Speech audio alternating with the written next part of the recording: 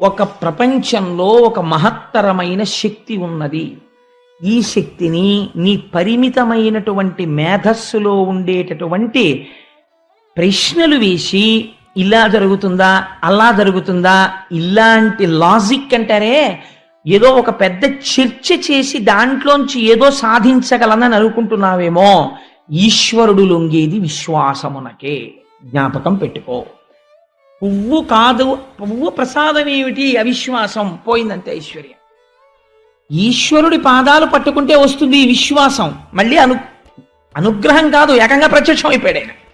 ఇప్పుడు ఆయన కనబడ్డాడు, మళ్ళీ ఆయన అనుగ్రహంతోనే కనబడ్డాడు ఆయన, లేకపోతే చూడలేవి కళ్ళు అని నమస్కరించి వీళ్ళందరూ ప్రార్థన చేస్తే, వీళ్ళందరి పనుపున పెద్ద ఆయన ఉన్నాడు చతుర్ముఖ బ్రహ్మగారు, ఆయనే ప్రార్థన చేస్తున్నాడు.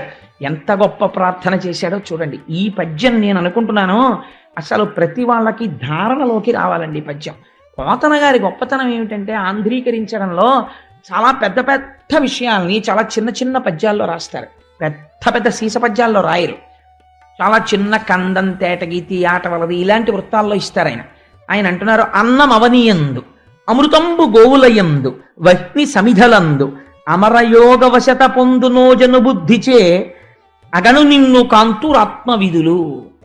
భగవంతుణ్ణి బాగా ఎరుకగలిగినటువంటి జ్ఞానమున్నవారు ఈశ్వరుణ్ణి ఇక్కడున్నాడు అక్కడ లేడు అని కాకుండా అంతటా చూడగలరు. ఎలా చూడగలరు? వాళ్ళకి నామరూపాలు కనపడవా అంటే ఆయన 3 ఉపమానాలు ఇచ్చారు. అన్నం అవనియందు, భూమిని చూసినప్పుడు ఎంత గౌరవంగా ఉంటాడంటే, కాళ్ళు కడుక్కొచ్చాడు భోజనానికి శుభ్రంగా, విస్తటి నిండా వడ్డించారు. కాళ్ళు చేతులు అని కదా అంటాం మనం. భోజనానికి ఇక్కడ వరకు వచ్చి కూర్చోవడానికి ఏవి ఆధారమయ్యాయి? కాళ్ళు ఆధారమయ్యాయి. తినడానికి పనికొస్తున్నవి ఏవి ఆధారమయ్యాయి? చేతులు ఆధారమయ్యాయి. తినడానికి మాత్రం పనికొస్తారా? అసలు పాపం ఈ భోజనానికి రావడానికి మొదటి ఉపకరణం కాళ్ళు. ఇవి పెట్టకుండా అన్నం తినడం ఏమిటని 2 పాదాలు ఎత్తి విస్తట్లో పెట్టుకున్న తర్వాత ఎవడైనా తింటాడా? తినడు. ఎందుకు తినడు? అన్నమును చూస్తున్నాడు, అందులో బ్రహ్మమును చూస్తున్నాడు, తనలోకి వెళ్ళవలసిన పదార్థాన్ని శౌచంతో తీసుకుంటున్నాడు.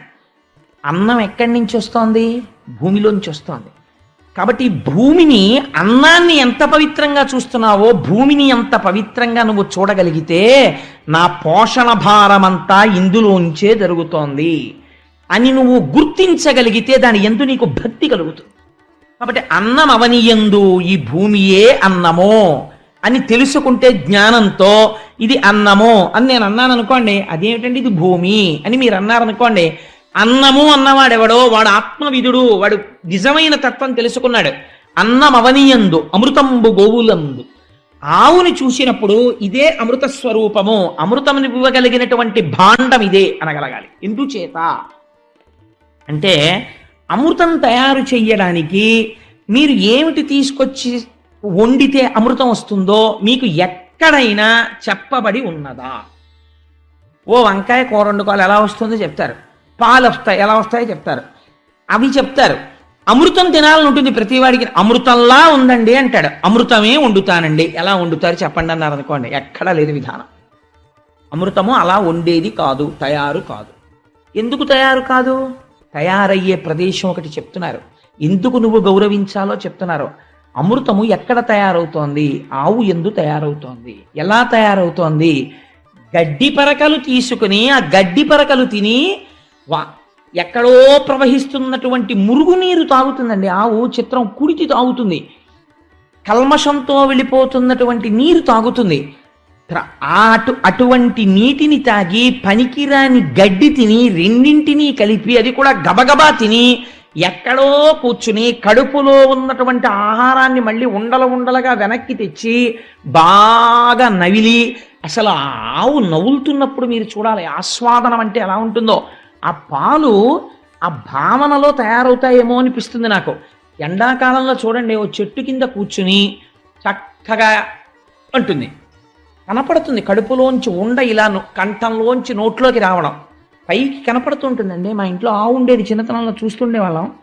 నోట్లోకి వచ్చిన తర్వాత ఇలా కళ్ళు మూసుకొని అని ఎంతసేపు నవ్వులుతుందో, అంటే అమృతోత్పాదనం అవుతోంది లోపల నోట్లో.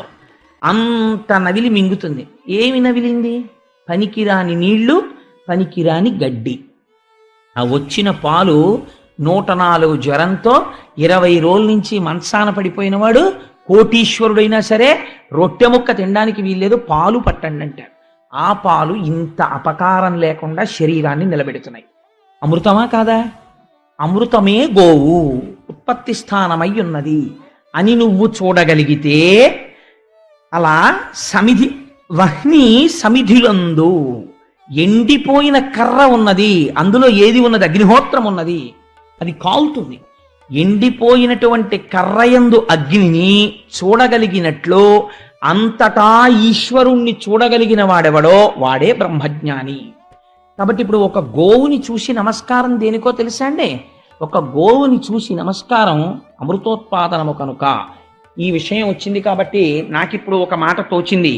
మనం ఒక అద్భుతమైన ప్రయోగం చేద్దాం.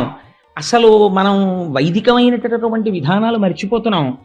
మహాశివరాత్రి నాడు ఒక గోవుని తీసుకొచ్చి అక్కడ నించోపెట్టి శశాస్త్రీయంగా దానికి పూజ చేసి దానికి నమస్కారం చేద్దాం. అమృత భాండమునకు మనం నమస్కారం చేస్తే క్షీరసాగర మదనంలో. కాబట్టి గో పూజ చేద్దాం మనందరం. కాబట్టి అన్నమవనియందు అమృతంబు గోవులయందు వహ్ని సమిధలందు అమర యోగ వశత పొందు నోజను బుద్ధిచే అగను నిన్ను కాంతురాత్మ విధులు. మా సత్యనారాయణ రెడ్డి గారు తలుచుకుంటే ఎంతసేపు అండి ఓ ఆవు దూడ తెప్పించి పూజ చేయడం. అద్భుతంగా చేద్దాం చక్కగా. అమృతోత్పాదన యత్నము విమలమతించేయుటప్పు వేల్పులు వినుడి అమృతంబు త్రావి జంతువులు అమృతగతిన్ బ్రతుకుచుండు ఆయుర్వృద్ధెన్. శ్రీమన్నారాయణుడు ఈ స్తోత్రం విని చాలా గొప్పగా మాట్లాడేవాయ్ బ్రహ్మ. స్తోత్రం చెయ్యడం అంటే ఎప్పుడూ దండకాలు చదవడం, పద్యాలు చదవడం కాదండి. అది కాదు స్తోత్రం అంటే. అందుకే మన వాళ్ళు దుర్గా సూక్తము, శ్రీ సూక్తము, పురుష సూక్తము, సూక్తం అంటారు. ఏది మీరు వైదికంగా అనుసంధానం చేస్తారో దాన్ని సూక్తం అంటారు. సూక్తం ఏమిటంటే స్తోత్రం అనకూడదా? సూక్తం అంటే సు అంటే బాగుగా చెప్పబడినది. మీరు ఇక్కడ దర్శనం చేసి లోపల ఈశ్వరుడి గురించి అనుకుంటున్నవేవున్నాయో అవి సూక్తములు.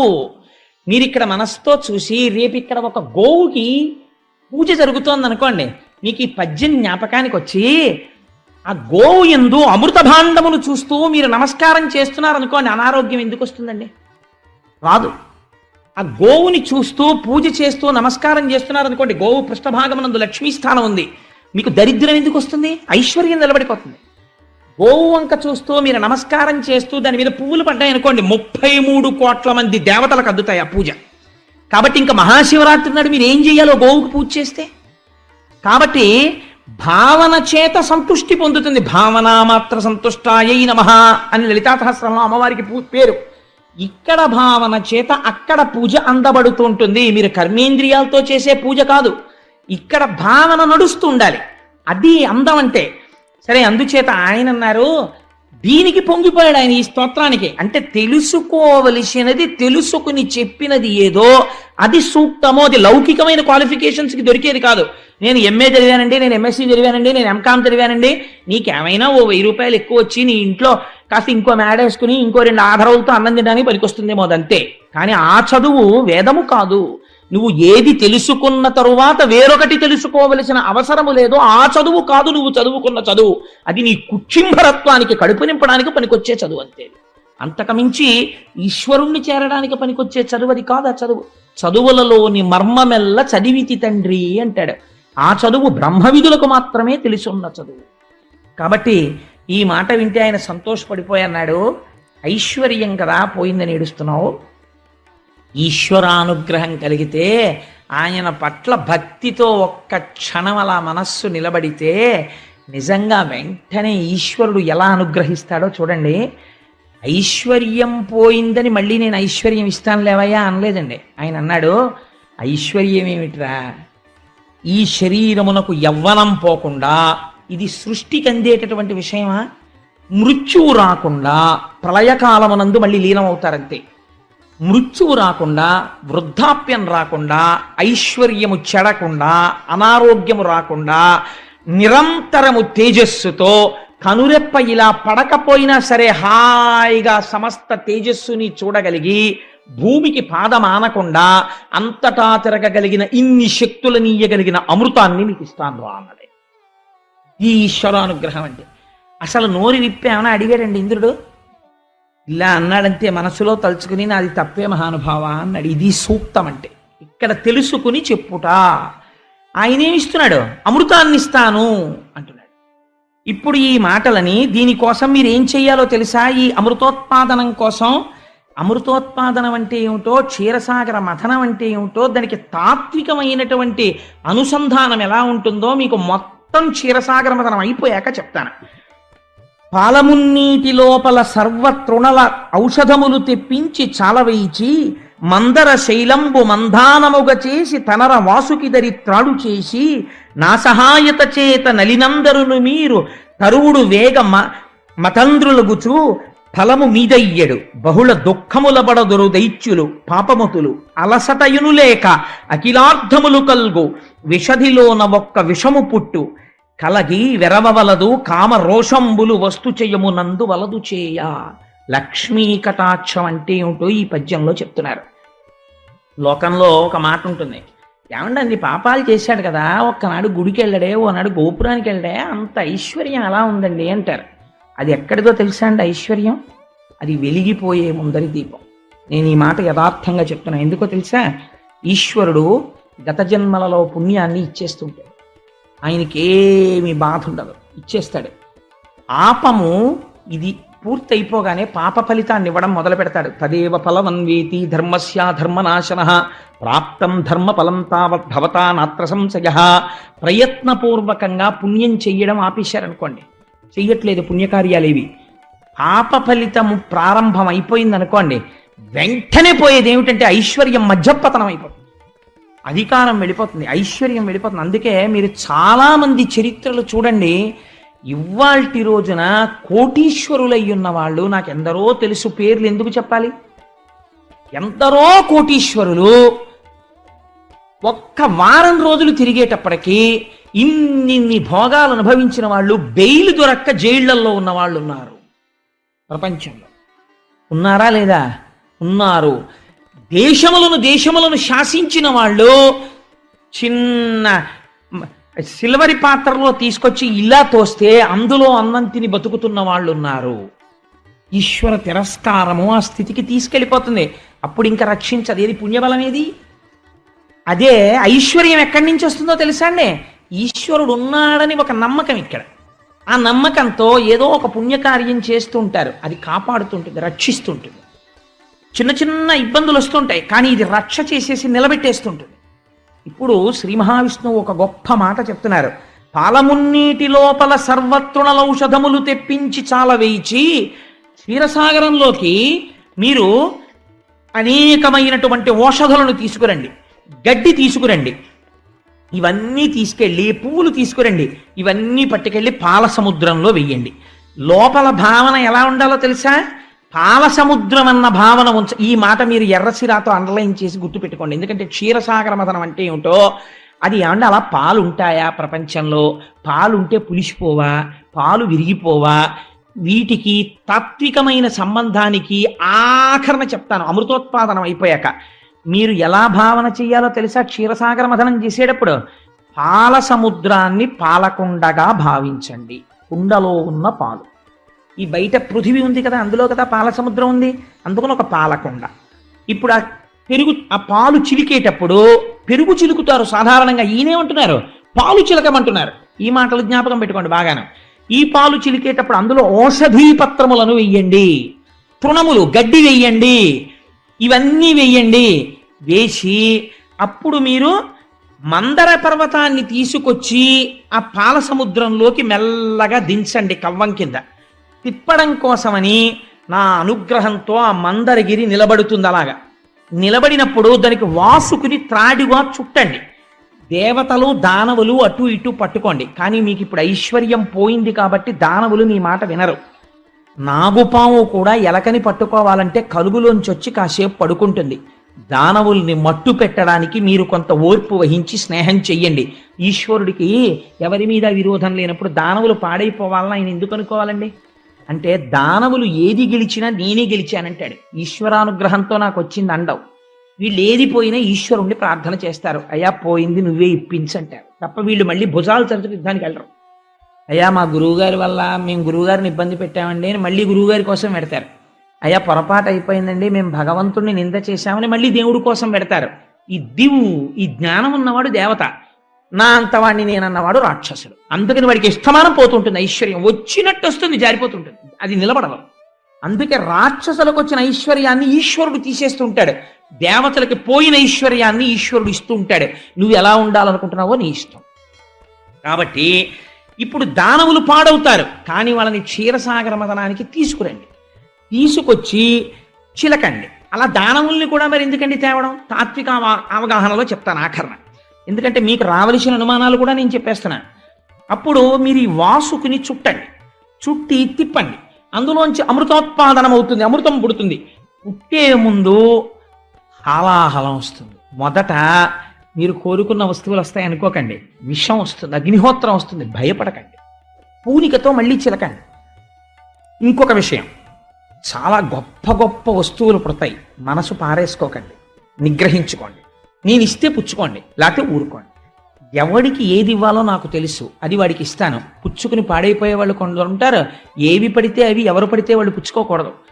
ఈ మాట నేను ఎందుకంటున్నానో తెలుసా అండి, ఒక పీఠాధిపతి చక్రాన్ని పెట్టి అర్చన చేస్తాడు, ఆయన జ్ఞానంలో పైకెక్కుతాడు. ఒక గృహస్థుడు ఇచ్చి చక్రం పెట్టాడు అనుకోండి, పెద్ద శ్రీచక్రం పచ్చుకొచ్చి పెట్టేశాడు అనుకోండి, దెబ్బతింటాడు. ఎందుకని? ఆరాధన తెలియాలి.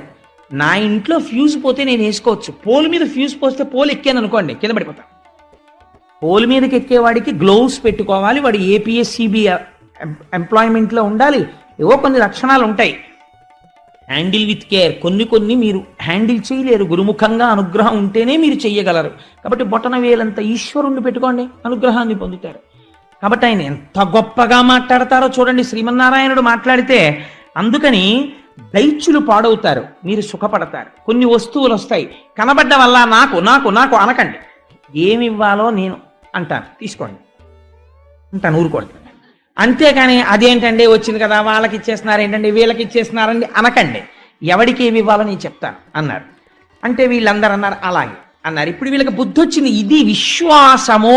ఇప్పుడు వెంటనే దేవతలు ఏంటి సార్ అదే అలాంటి సార్, పాల సముద్రానికి వెళ్ళి అందులో మందరగిరి ఎట్టమా, పావును తీసుకొచ్చి చుట్టమా, కరిస్తే అండి, పావు తెగిపోతే అండి, లేకపోతే దానికి కుబుసం పడితే అండి, పాల సముద్రంలో మందరగిరి మునిగిపోదా అండి, ఒకవేళ అలా ముందు పెట్టి తాడు చుట్టమా, తాడు చుట్టి దాన్ని పెట్టమా, మేమెక్కడ నించోం, మీరు పొజిషన్లు గీసిస్తారా, ఇవేమైనా అడిగారా? అంటే క్షీరసాగర మథనమునకు ప్రారంభమేది విశ్వాసము. ఎందుకు విశ్వాసము చివర చెప్తాను. కాబట్టి ఇలా చెయ్యండి, మందరగిరిని తీసుకెళ్ళి దింపండి, ప్రారంభం చెయ్యండి అన్నారు. అంటే తప్పకుండా స్వామి మేము బయలుదేరుతాం అన్నారు. అని విశ్వాసమును చూస్తున్నారు స్వామి, చేస్తారా వీళ్ళు. మొట్టమొదట ఏం చేయాలంటే మందర పర్వతాన్ని తీసుకెళ్లి సముద్రంలో పెట్టాలి. వెంటనే ఇవాల్టి రోజునైతే మనం ఏమంటాం, హౌ ఈజ్ ఇట్ పాసిబుల్, మందర పర్వతాన్ని తీసుకెళ్లి సముద్రంలో ఎలా దింపుతామండి, సైన్స్ కందది విషయం అంటాం మనం. భగవత్ సంబంధమైన విషయమునకు ఇతరమైనటువంటి హేతువునకు ఎంత తేడా వస్తుందో చూడండి. వాళ్ళు ఏది మాట్లాడుతున్నారు అసలు అన్నది మీరు అర్థం చేసుకుందరు. కానీ ఇప్పుడు వీళ్ళు ఏం చేశారు, త్వష్ట ప్రజాపతి దగ్గరికి వెళ్ళారు. వెళ్ళి మాకొక వాడి కోల కావాలి అంటే, తౌగాలు అంటారే ఇంట్లో గడ్డవి చెక్కుతుంటారు, అటువంటి తౌగాలు ఒకటి తయారు చేయి అన్నారు. అంటే త్వష్ట ప్రజాపతి తయారు చేసి ఇచ్చాడు. ఎందుకని అడిగాడు. మందర పర్వతం కింద తవ్వేస్తాం, దాన్ని ఊడ తీసి పట్టుకెడతాం సముద్రానికి అన్నారు. సరే అదేట్రా అలాంటి పని ఏమిట్రా అనలేదు, శ్రీమన్నారాయణుడు చెప్పాడు అన్నారు. అయితే చేసి ఇచ్చేస్తానన్నాడు. విశ్వాసం ఉన్న వాళ్ళ బ్యాచ్ అంతటిని మీకు చెప్తున్నాను. విశ్వాసం లేని వాళ్ళ బ్యాచ్ చోటు వస్తుంది. ఎందుకు పోతుందో ఐశ్వర్యం, ఆయన ఆ మాట ఎందుకు అన్నాడో మీరు చూద్దురు కానీ. కాబట్టి క్షీరసాగరమదనం విన్న తరువాత ఇందులో ఎవరు రాక్షసులో ఎవరు దేవతలో బయటికి వచ్చేస్తుంది స్మా అని వ్యాసుల వారి తీర్పు. కాబట్టి ఏమవుతోంది, తౌగాలు పట్టుకుని వెళ్ళి ఇప్పుడు ఆ మందర పర్వతం యొక్క పాదముల యందు తవ్వుతున్నారు. తవ్వుతుంటే పెద్ద గొయ్యి పడింది. గొయ్యి పడిన తర్వాత ఇప్పుడు ఏం చేయాలి, మందర పర్వతాన్ని తీసుకెళ్లి సముద్రంలో దింపాలి. అందుకని దానికి కొన్ని తాళ్ళు వేశారు, దాన్ని ఊపుతున్నారు. పోతన గారు ఎంత లైవ్ టెలికాస్ట్ ఇచ్చారో తెలుసా అండి భాగవతంలో. దీన్ని ఊపుతున్నప్పుట వాళ్ళు కొన్ని అరుపులు అరిచారట. అంటే ఇప్పుడు వాళ్ళు చేస్తున్నది ఏమిటంటే వాళ్ళు దేవతలు అయి ఉండొచ్చు. అగ్ని మండిస్తాడు, వాయువు వీస్తాడు. కానీ ఇప్పుడు ఏం చేస్తున్నారు? ఫిజికల్ వర్క్ చేస్తున్నారు. ఆయన పెద్ద ఆఫీసర్ గారు. కానీ ఇవాళ ఆయన ఏం చేస్తున్నాడు? ఏదో చాలా ముఖ్యమైన పని వచ్చి ఆయన ఇంట్లో అటక మీద ఉన్నటువంటి పెద్ద పెద్ద గుండిగలు అవి కిందకి దింపాల్సి వచ్చింది. ఏదో లుంగి జాగ్రత్తగా పైకి కట్టుకుని చొక్కా విప్పేసి బనీ విప్పేసి ఆఫీస్కి వెళ్ళినప్పుడు సూట్ వేసుకుని అటక ఎక్కడగా అన్నీ విప్పేసి ఓ లుంగి పైకి కట్టుకుని చొక్కా బనీని విప్పేసి చెమటలు పట్టేసి జుట్టు అంతా మీదడిపోయి అటకెక్కి ఆ గుండికి దింపి కిందకి ఇస్తున్నాడు కూడా. ఒరే జాగ్రత్త, జరుపు జరుపు అంటారు చూసారా? ఫిజికల్ వర్క్ చేసేటప్పుడు ఒక లక్షణం ఉంటుంది, శబ్దం కలుస్తుంది. అందుకే మీరు చూడండి, బాగా బరువు పని చేసేవాళ్ళు ఉంటారు. ఒక పెద్ద సిమెంటు స్తంభాన్ని తోస్తున్నారు అనుకోండి, వాళ్ళు ఈ పాటకు అర్థం ఉంటుందా అని మీరు అడిగారు అనుకోండి, ఆ పాటకు అర్థం ఏమి ఉండదు. కానీ వాళ్ళు ఒక గమ్మత్తైనటువంటి పాటలు పాడుతుంటారు. మీరు ఎప్పుడైనా చూడండి, 2 బ్యాచ్లు అయిపోతారు. ఆ ముందున్న వాళ్ళు ఏదో పట్టుకుని లాగుతుంటారు, వెనకనున్న వాళ్ళు సాధారణంగా అంత బరువు ఎత్తేటప్పుడు ఈ గుణపాలు లాంటివి వేసి కొంచెం ఇలా తేలుస్తుంటారు. వీళ్ళు ఒక్కొక్క అంగుళం లాగుతుంటారు. రాజమండ్రి రైలు ఐసోప్ అంటుంటారు. ఏంటది రాజమండ్రి రైలు ఐసోప్ ఏంటి? ఏమిటంటే అది భావన లేదు, ఆ పాట తప్పు, అలా మీరు రాయకూడదు, దానికి పల్లవేది చరణం ఏది అని మీరు అడగకూడదు. వాడు గుణపం పెట్టి కొడతాడు. అలా ఎందుకంటాడంటే వాడు అలా అండంలో శబ్దములోంచి శక్తి వస్తుంది. శబ్ద బ్రహ్మమయీ చరాచరమయీ జ్యోతిర్మయీ వాంగ్మయీ. అప్పుడు మీరు ఈశ్వర దర్శనం చెయ్యాలి. ఆహా అమ్మా, అటువంటి అర్థం లేనటువంటి నోటిలోంచి వచ్చిన శబ్దము వలన వాడిలో శక్తిని పెంచి ఫలమును చేకూరుస్తున్నావు, పాషాణమును కదుపుతున్నావు. ఇంత శక్తి కంటికి కనపడకుండా పాషాణాన్ని కదుపుతోంది. దీనికి శబ్దము ఆలంబనమైనది. కాబట్టి ఏం చేస్తున్నారట వీళ్ళందరూ? పదవులు మర్చిపోయి అరుస్తున్నారట. జరుపు జరుపు, తోసేయ్, జాగ్రత్త, పడిపోతుంది, పట్టుకో అని అరుస్తున్నారట. లైవ్ టెలికాస్ట్ ఇచ్చారండి పోతన గారు అని. జాగ్రత్తగా మందర పర్వతాన్ని అటు ఇటు ఊపేరట. ముందరి కదలాలి కదా, అది కదిలింది. కదిలిన తర్వాత ఒరే జాగ్రత్త, ఎత్తుకోండి ఎత్తుకోండి అన్నారు. అన్ని వేపుల నుంచి దాన్ని ఎత్తుకున్నారు. పట్టుకోండి, పడిపోతుంది, ఓ పక్క పడిపోతుంది అన్నారు. మనం చేసే పనే వాళ్ళు చేశారు. పొడుగు వాళ్ళు ఓ పక్కన చేరిపోయారు, గభాలను కొంచెం పైకెత్తేశారు. ఇటువైపు వాళ్ళు పట్టుకోలేపారు, అది మీద అడిపోయింది.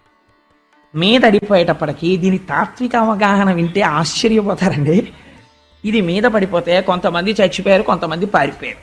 అప్పుడు వీళ్ళందరూ పక్కన నిలబడి అన్నారు పడిపోయాక, ఊరే మనకు ఆయన మందర పర్వతాన్ని తీసుకెళ్లి పాల సముద్రంలో పెట్టమన్నాడు. ఆయన చెప్తే మనం వెంటనే మందర పర్వతాన్ని ఎత్తేసాం. కానీ అయ్యా అలా వెళ్ళేటప్పుడు పడిపోయి మీద అడిపోతుందేమో, చచ్చిపోతామేమో, మీరు ఓసారి రెండుని మనం అడగలేదు ఏమిట్రా? ఓసారి అడిగితే ఆయనే వచ్చి అసలు దీన్ని ఎలా తీసుకెళ్లాలో చెప్పును కదా, ఇది చెప్పిన వాడు రాడా, వస్తాడరా, మనమే పిలవలేదు అన్నారు. చూడండి ఎంత వాళ్ళకి అప్పుడు కూడా నమ్మకమో చూడండి. ఆయన వస్తే ఎంత బాగుండో, మనం చచ్చిపోయాం కదరా కొంతమంది నిష్కారణంగా అన్నారు. ఎంత విశ్వాసంతో ఉన్నాడో చూడండి. కష్టంలో కూడా వెంటనే వాళ్ళు ఈ మాట అనుకున్నారట. గరుడారోహకుడై గదాధిధరుడై కారుణ్య సంయుక్తుడై హరికోటి ప్రభతోనుహో వెరవకుండంచుం ప్రదీపించి తగ్గిదిగేలన్ నలువంద కందుకము మట్కింబట్టి క్రీడించుచున్ కరుణాలోక సుధున్ సురాసురుల ప్రాణంబుల్ సమర్థించుచున్. వెంటనే బ్రహ్మాండమైనటువంటి వేదమంత్రాలు వినపడ్డాయి. సామవేదము యజుర్వేదము వినపడుతూ గరుడు రెక్కలల్లా అరుస్తూ వచ్చేసాడు. ఆ బంగారు రంగులో ఉన్నటువంటి పక్షి మించి శ్రీమన్నారాయణుడు కిందికి దిగాడు.